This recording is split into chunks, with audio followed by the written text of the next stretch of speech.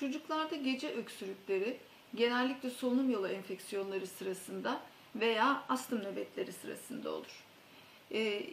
Gece öksürükle uyanan çocukta burun akıntısı, halsizlik, hafif kırgınlık, evde o sırada başka hastalık olan kimseler var ise daha çok bir viral üst solunum yolu enfeksiyonu düşünmek gerekir.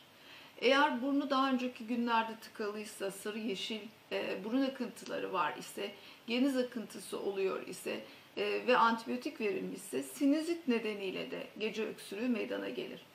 Ama gece öksürüğü özellikle sabaha karşı oluyorsa ve öksürük nöbet halindeyse, göğsümden hırıltılar duyuluyorsa ve balgam kusuyorsa bu öksürüğün nedeni daha çok alerjik olabilir ve çocuğun astımının başlamakta olan astımın ilk belirtileri bu şekilde karşınıza çıkmış olabilir.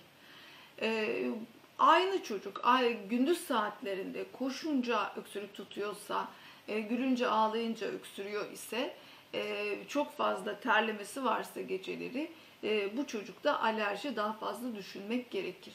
Ama gece olmayan öksürük, gündüz olan, sadece gündüz olan öksürükte alerji hiç aklımıza gelmez bizim.